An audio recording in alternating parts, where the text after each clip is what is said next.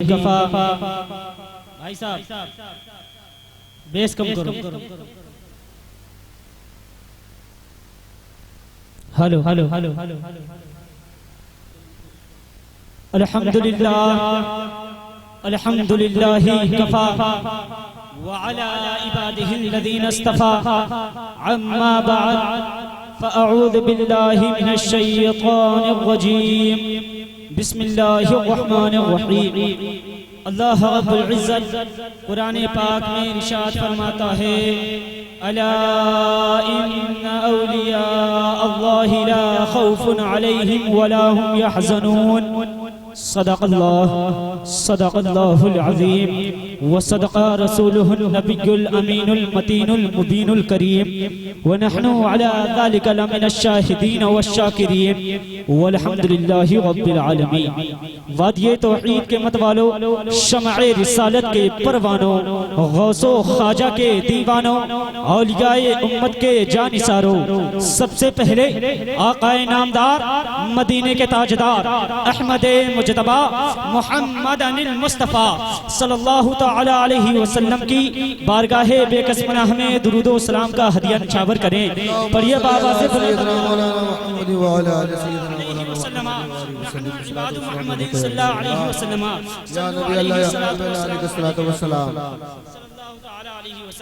जितने युवा लड़का बैठे हैं, जितने नए लड़के बैठे हैं, किसी की जबान से दुरूद पाक नहीं निकला है। हज़रात मेरी आपसे गुजारिश है, इनकी तो कट गई, काटना तुमको है, तो मेरी आपसे गुजारिश है बुलंद आवाज से दुरूद पाक पढ़िए। दिखाइए कि हमारे यहाँ के नए लड़के भी दुरूद पाक पढ़ना जानते हैं। बाबा से बुलंद पढ़ो, अल्लाहु रब्ब मुहम्मदिन सल्लल्लाहु अलैहि वसल्लम नहनु इबादु मुहम्मदिन सल्लल्लाहु अलैहि वसल्लम सल्लु अलैहि सलातु व सलामु अलैका या रसूलल्लाह।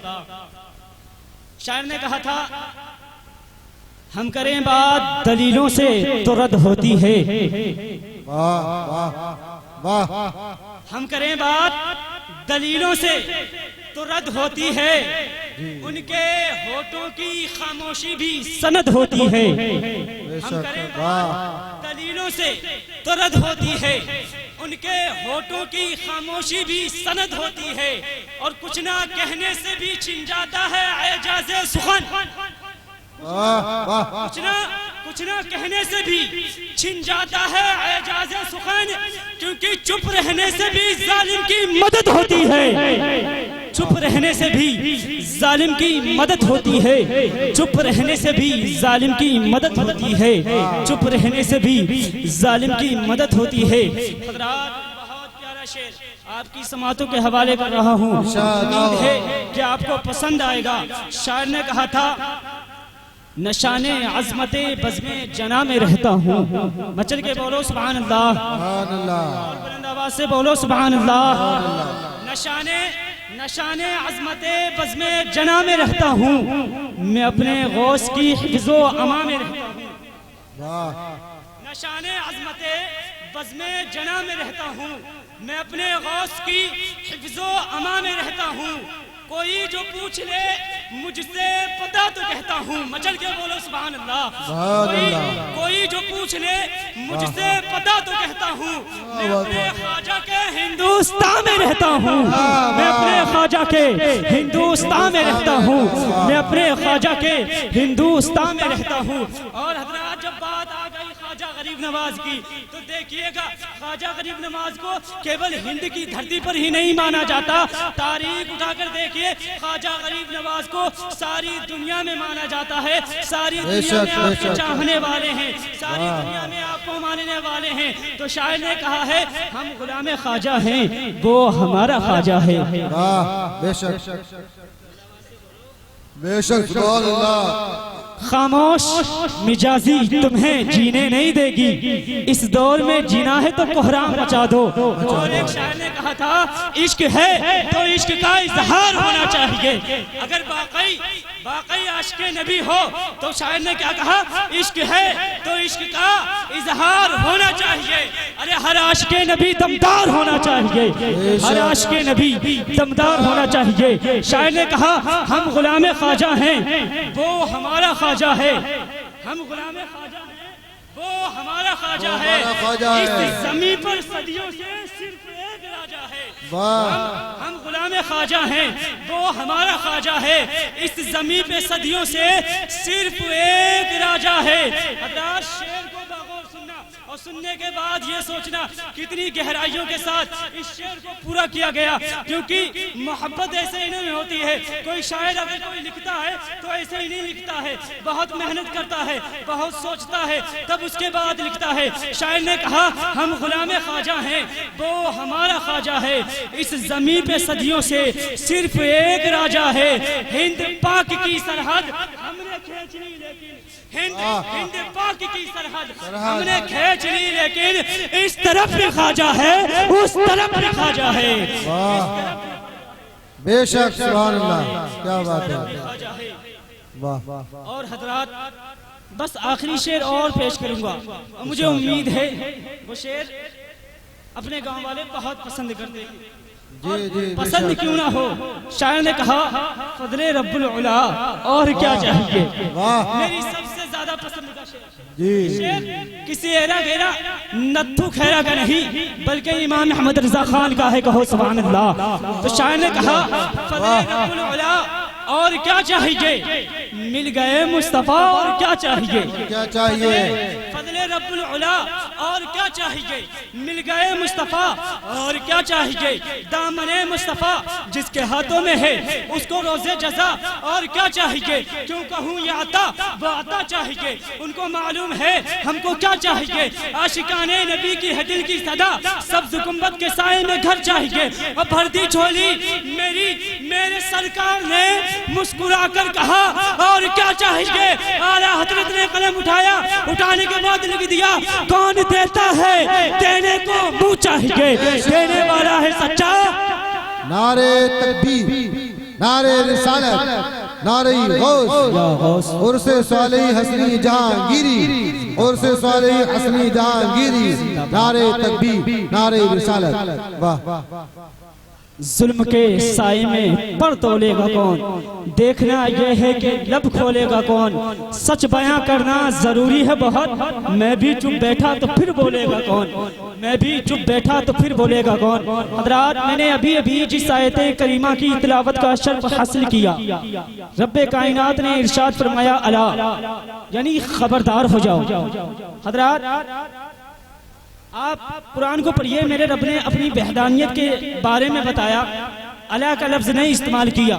माँ बाप के हुकूक के बारे में बताया, अला का लफ्ज नहीं इस्तेमाल किया गया। मेरे नबी का तज़किरा किया गया, लेकिन अला का लफ्ज नहीं इस्तेमाल किया गया। आखिर जब बलियों की बात आई तब अला का लफ्ज क्यों इस्तेमाल किया गया, अला का लफ्ज किस लिए इस्तेमाल किया गया। हजरात अला के माने आता है खबरदार हो जाओ, यानी सोच लो, समझ लो, देखो तुम्हें क्या बताया जा रहा है, जरा इस पर गौर कर लेना। तो हजरात अला का लफ्ज जब इस्तेमाल किया गया, क्योंकि मेरे परवरदिगार को मालूम था कुछ लोग ऐसे होंगे जो मेरे परवरदिगार को जो मुझे मानेंगे, कुछ लोग ऐसे होंगे जो नबी करीम सल्लल्लाहु तआला अलैहि वसल्लम को मानेंगे, लेकिन बलियों की शान में गुस्ताखियां करेंगे, बलियों को बुरा भला कहेंगे, बलियों को गालियां देंगे। तो मेरे रब ने कुरान में क्या इरशाद फरमाया, अला ऐ लोगों खबरदार हो जाओ, अल्लाह के वलियों को ना कोई खौफ होता है ना कोई गम। आज मैं एक ऐसे बली की बात करने की कोशिश करूंगा जिसे आप बहुत प्यारे नाम से जानते हैं। उनका नाम क्या है, हिंद के राजा, हम सबके ख्वाजा, ख्वाजा मोइनुद्दीन चिश्ती अजमेरी रहमतुल्लाह ताला अलैहि, कहो सुभान अल्लाह। ख्वाजा गरीब नवाज को आज कौन नहीं जानता, सारी दुनिया जानती है। हजरात मैं आपको बताऊं, जब हिंद की धरती पर ख्वाजा गरीब नवाज तशरीफ ना लाए थे तो बहुत चंद मामूली मुसलमान यहाँ रहा करते थे। बहुत कम गिने चुने मुसलमान हिंद की धरती पर थे। ख्वाजा गरीब नवाज मदीना शरीफ पहुंचते हैं, मदीना शरीफ में आप ख्वाब देखते हैं। ख्वाब क्या देखते हैं, किस्मत की मेराज हुई, मेरे नबी का दीदार हुआ, कहो सुभान अल्लाह। हजरात जब मेरे नबी का दीदार हुआ, मेरे नबी ने हुक्म दिया, ऐ ख्वाजा जाओ तुम हिंदुस्तान चले जाओ। हजरात ख्वाजा गरीब नवाज नवाज ने पहले दिन ख्वाब देखा, लेकिन सोचने लगे आखिर हिंदुस्तान तो मुझे मालूम नहीं है, हिंदुस्तान का रास्ता तो मैंने देखा नहीं है, हिंदुस्तान को तो कभी देखा नहीं है, हिंदुस्तान में कौन सी जबान बोली जाती है वो तो मुझे मालूम नहीं है, मैं जाऊंगा तो जाऊंगा कैसे। हजरात ख्वाजा गरीब नवाज को जब हुक्म हुआ, ख्वाजा गरीब नवाज एक दिन नहीं गए, दूसरे दिन मेरे नबी फिर तशरीफ लाए, फिर बताया जाओ हिंदुस्तान चले जाओ। हजरात दूसरे दिन भी सोचने पर मजबूर हो गए, सोच रहे हैं आखिर क्या ऐसा माजरा है, कैसे मैं जाऊंगा तो जाऊंगा कैसे। हजरात उन्हें क्या मालूम था कि हिंद का राजा उन्हें बनाया जा रहा है, कहो सुभान अल्लाह।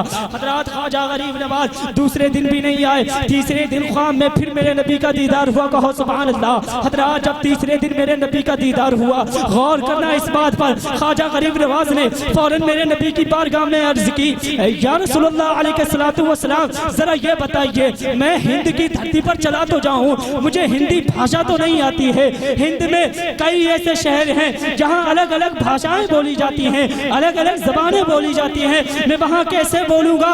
तो मेरे नबी अलैहिस्सलातु वस्सलाम ने आपके ऊपर निगाह करम की तो हिंद की जितनी जबानें थी एक साथ ख्वाजा गरीब नवाज को सब आ गई, कहा सुभान अल्लाह। हजरात जब ख्वाजा सारी जबानें आ गई, अब हिंद की धरती पर ख्वाजा गरीब नवाज ने सबसे पहले दिल्ली में कदम रखा, और जब दिल्ली में कदम रखा आपको वहां अच्छा ना लगा, आप अजमेर तशरीफ ले आए। हजरात रिवायतों में आता है हिंद की धरती पर उस वक्त गिने चुने मुसलमान रहा करते थे, लेकिन ख्वाजा गरीब नवाज ने जब अपना हिंद के लोगों के ऊपर करम करना शुरू किया तो रिवायतों में आता है 1-2 लाख नहीं बल्कि 90 लाख को कलमा पढ़ाया था, कहो सुभान अल्लाह। शान है, ये शान है ख्वाजा गरीब नवाज की,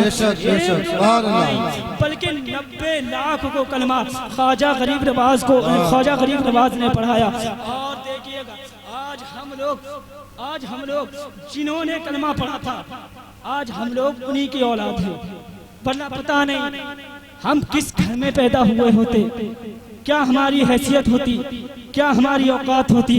हजरात बहुत से लोग कहते हैं कि हम बदनसीब हैं, मैं उनसे कह देना चाहता हूँ अगर तुम बदनसीब होते तो उम्मत मोहम्मदिया में पैदा नहीं होते, अगर तुम बदनसीब होते तो उम्मत मोहम्मदिया में नहीं पैदा होते, क्योंकि उम्मत मोहम्मदिया वो उम्मत है जिसमें हजरत आदम से लेकर हजरत ईसा अला नबी ने सबने ये दुआ मांगी थी, ऐ मेरे मौला मुझे नबी ना बना बल्कि अपने हबीब का उम्मती बना। वाह वाह बेशक, ये शान है मेरे नबी की।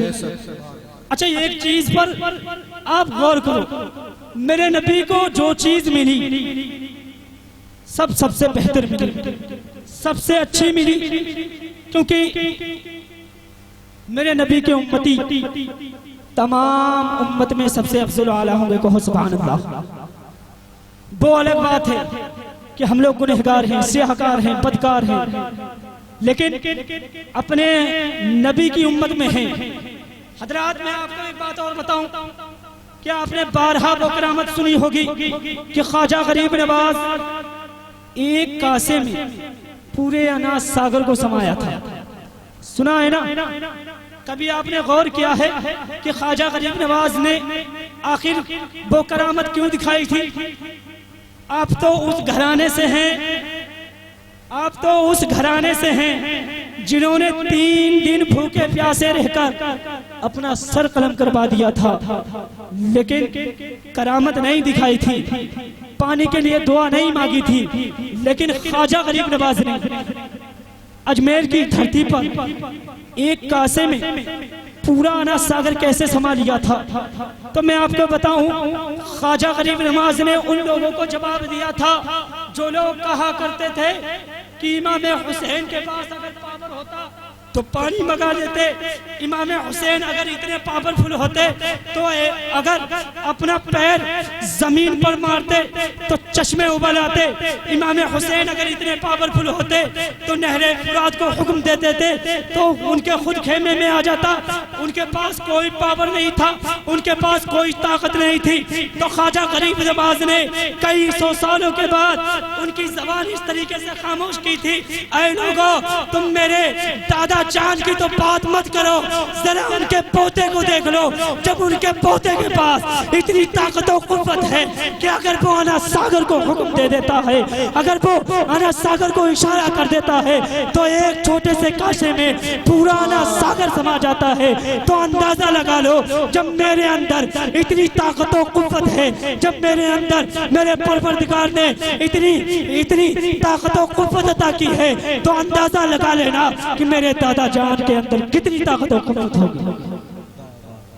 बेशक बेशक। तो हजरात जरा सोचो, हर करामत दिखाने पर कोई ना कोई मेरे परवरदिगार का और वलियों की कोई ना कोई जरूर ऐसी बात रहती है जिस वजह से करामत दिखाते हैं। जी जी जी। मैं आपको बहुत छोटा सा वाकया बयान करूं, फिर उसके बाद अपनी जगह लेता हूं, क्योंकि बहुत कसीर तादाद में उलमा इकराम हैं। मचल के बोलो सुभान अल्लाह। हज़रात एक शेर सुनाऊं, फिर उसके बाद वाकया सुनाऊं। शायर ने कहा था, गौस को बालिगे जीलान कहा जाता है। मचल के बोलो सुभान अल्लाह। गौस को बालिगे जीलान कहा जाता है, ख्वाजा को हिंद का सुल्तान कहा जाता है। जो चंद घंटों में लिख देता है अद-दौलतुल मक्किया, उसी को इमाम अहमद रज़ा खान कहा जाता है, उसी को इमाम अहमद रज़ा खान कहा जाता है। हज़रात मैं एक किताब पढ़ रहा था, उसमें एक वाकया लिखा हुआ था कि एक गैर मुस्लिम लड़की थी। कौन थी? गैर मुस्लिम, नबी के मानने वाली नहीं थी, ख्वाजा गरीब नवाज को नहीं जानती थी। और एक बात उसके अंदर ये थी कि वो अपनी मूर्तियों को पूजती नहीं थी। वो ये समझती थी कि ये बेजान पत्थर हैं, इन्हें हम नहीं पूजेंगे, क्या जरूरत है इन्हें पूजने की। तो हजरात उसके घर वाले बहुत नाराज हुआ करते थे, बहुत परेशान रहने लगे, बहुत ज्यादा परेशान हुए। तो उसे एक बार जबरदस्ती कहा, जाओ तुम पूजा करने जाओ। गौर करना इस बात पर, ख्वाजा गरीब नवाज की करामत पर, कितने पावरफुल ख्वाजा गरीब नवाज हैं, कितना ऊंचा मकाम ख्वाजा गरीब नवाज का है। हजरात जब आप गौर करोगे ना तो आपको मालूम चलेगा कि ख्वाजा गरीब नवाज की क्या जात है। हजरात जब वो लड़की एक बार जब घर वालों ने सताया, घर वालों ने परेशान किया, वो कुछ फल लेकर मंदिर में पहुंची और पहुंचने के बाद उसने एक रट लगा ली, एक जिद करने लगी। एक जिद क्या की कि इन फलों को खाओ।